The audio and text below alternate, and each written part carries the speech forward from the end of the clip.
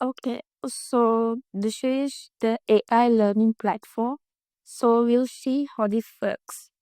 So this basically is made up of like there are seven agents that will collectively give the final conclusions. That means in specific areas, different agents are working on specific areas. Like there may be assessment agent, feedback agent, tutoring agent, and one agent to track the progress. Likewise, and this is basically personalized. That means we can tell anything that we want to learn. So I will start by telling what I want to learn. So I'll tell I need to learn about uh, cognitive neuroscience. Let's see what it does. So you can see the log that it says that request is saved, and then design curriculum is made with the confidence system. Yes. And then welcome to AI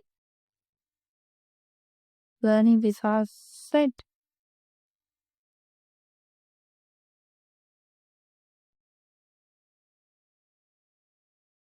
the central agent, and they have created the foundation now, and then they are requesting for the content for the module brain as a computerization system.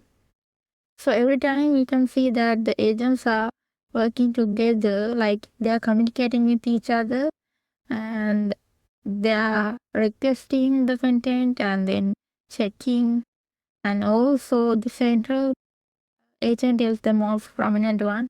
So now here the content agent is the one that is working basically. So as I ask for different fields, so they are creating, I guess, three modules. So as I asked for AI for neuroscience, they are requesting content for module training models with data for neuroscience. So that means they have thought about it. Like always, you can see they're communicating with each other. Like here, the central agent is the one that is basically taking the charge. And now they have even gone towards brain computer interfaces. I'm so happy because they have like training models and brain computer interfaces. That means they have understood the core concept of what I need. We'll see what will be the outcome. So they are creating the things for me personalized. So as I gave something like bit vague but more like specific, it might be taking some time. And now they are saying that content for module brain computer interfaces has been created. Oh, now they are going to ethics, AI ethics even. That is really great. So now they are requesting content for the module advanced topic. So now the central orchestra and the content agent is the one that are communicating the curriculum agent. I think the work is done during the second step. Yeah, curriculum agent has done their work. You can see the time here. It's 1:59. Curriculum agent has finished. And then now it says my personal learning package is ready. Okay, so here they have created my personal learning package that is really good, and I'm really happy about it. So curriculum agent have designed the following learning path. So that's great. And content. They have even given me the syllabus that is really great, and I'm so happy that I was able to make this type of agent. So they have given me the module. So welcome to the intersection of brain and computer.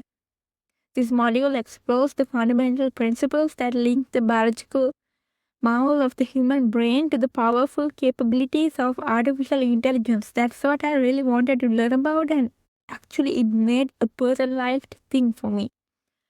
The biological foundation, the neural anatomy, the brain's building block. Okay, they have explained the smallest, like the basic things, even, but I don't need those. Neural circuits and synaptic. Yeah, they have started from the basic axon, and they have now the computerization foundation, machine learning. God, that's great. The artificial neuron. Inspired by its biological counterpart, the artificial neuron is a basic unit of an artificial neural network. It performs simple computation, so receives inputs, half weighted connections, and sums the inputs.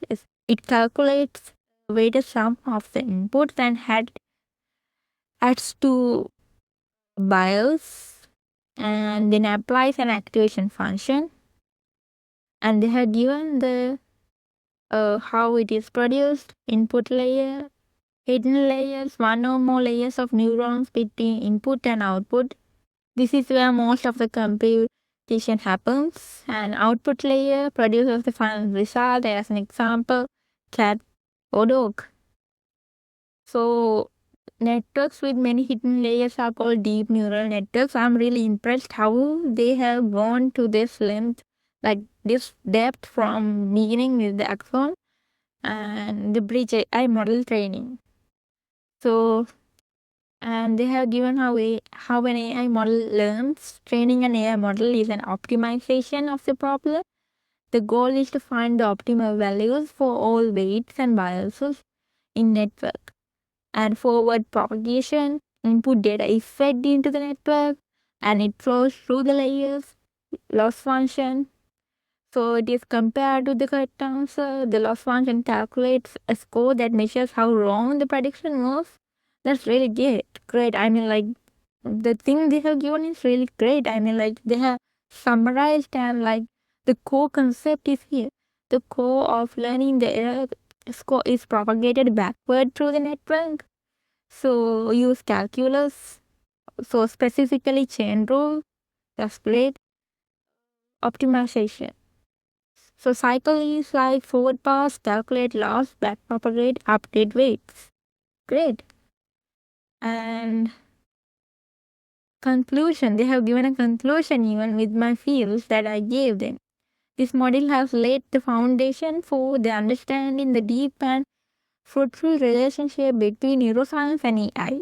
We have seen how the brain structure and function from individual neuron to complex networks provide a powerful blueprint for creating intelligent machines. The process of training an ANN, while computationally different, mirrors the biological principle of learning by adjusting connection trend. As both fields advance, this synergy will only grow stronger with AI helping us unlock the secrets of the brain and the brain inspiring the next generation of artificial intelligence. That is really great. I mean, like, that's what I really wanted. And they have given brain as a computation system, the ultimate computer. Obviously, the brain is the one that makes everything, and then biological plus the AI models, and then training models with neural data, base AIs, and advanced topics. They have given you an advanced topics. That's really great. I mean, like, cutting edge hardware design mimic the brain structure. That is really fascinating. And neuro AI ethics and neuromorphic computing.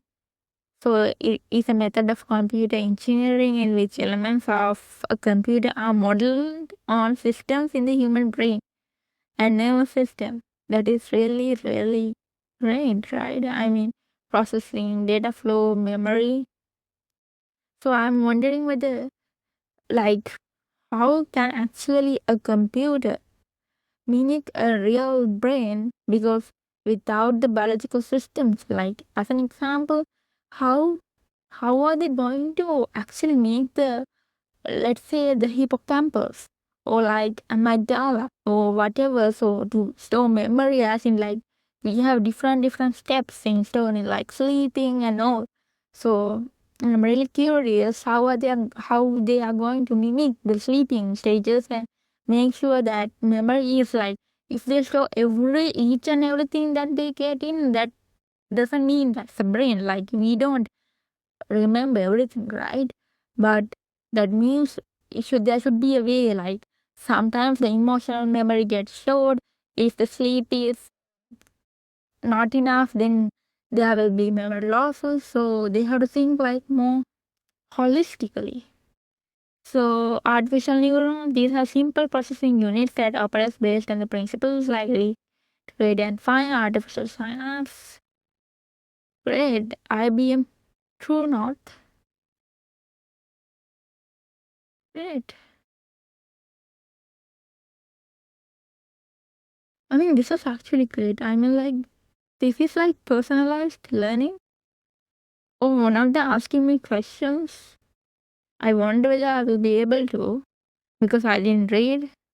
What fundamental concept connects biological brains to artificial neural network? Okay, let me think. So, role of neurons and synapses as basic information processing units. I think it's only the neuron that is exact replication of glial cell functions. Quantum mechanics. I think the first one is the answer. We'll see. I'm just guessing. I didn't read it all. How do biological neurons primarily encode and process information to support learning and cognition? Oh, yeah. So they're asking about the actual brain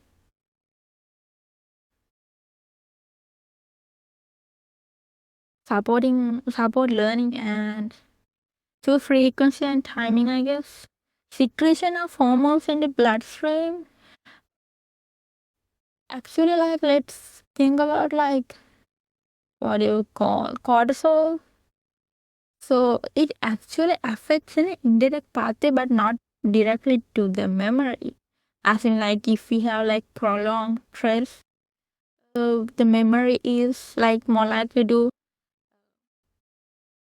lose memory. So it is not directly related. So I'll just first, which feature of deep learning models is directly inspired by the brain structure? Oh, reliance on a central clock to synchronize all network, random connections of all nodes. I think fourth one is answer. I'm not sure.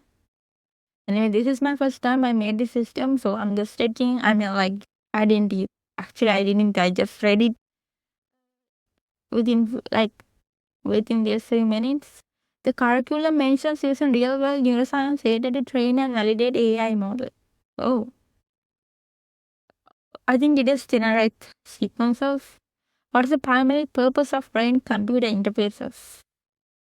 As discussed. Oh, replace or enable direct communication. I think it is to enable direct communication and control between brain and external devices, because then we can track the brain and then we can see the cognitive decline and all. Like we can detect the cognitive decline to replace all conventional forms of computer input. So actually we have now like, right, I mean like voice typing and all. I guess it is. And read the personal things. No, I guess no, it is actually not ethical, I guess. I don't know. We'll see.